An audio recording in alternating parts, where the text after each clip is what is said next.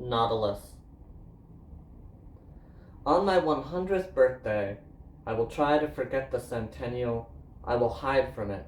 Like I was a wine cellar on the hottest day of summer, I will avoid mentioning it for 6 weeks beforehand, and on that day, hope that no one remembers. On my 117th birthday, I'll do it up big. Hot tubs and scotch for days to make it up to everyone who now remembers with scorn my hidden 100th. On my 144th birthday, I hope to spend it in the woods with just me, my thoughts, and my robotic falcon Supremor.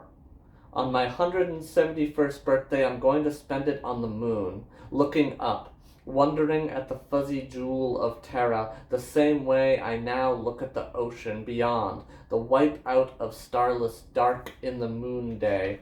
On my 234th birthday, someone, for the first time in my life, will realize that I have been waiting for a surprise party all along. On my 351st birthday, I'll throw another rager on one of those party asteroids where you can dance for weeks. And, like the old saying goes, you haven't experienced centrifugal force gravity until you experience centrifugal force gravity on MDMA.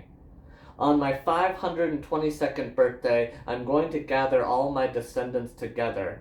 There will be thousands of them, from those whose ribonucleic zippers nearly mirror mine to those who share less than a thumbnail's breadth of my code, and the most beautiful thing about all of us being together is how different we all are. Like the space between the stars, it will be dazzling. On my 954th birthday, I'm going to buy myself a new body.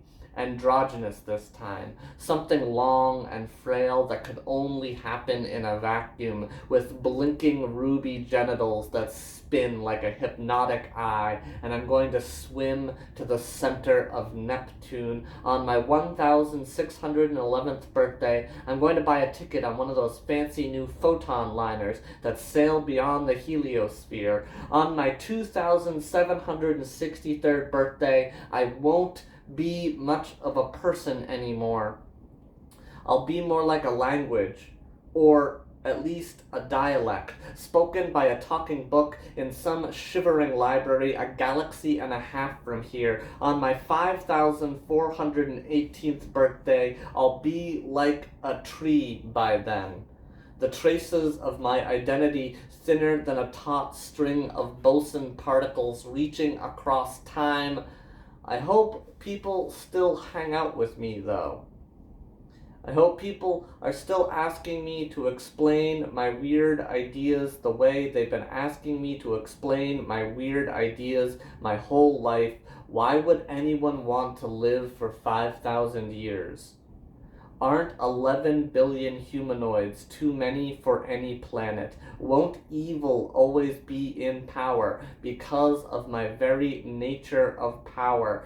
Isn't truth stranger than fiction? And I will try to tell them, in my tree-like way, you're not imagining big enough.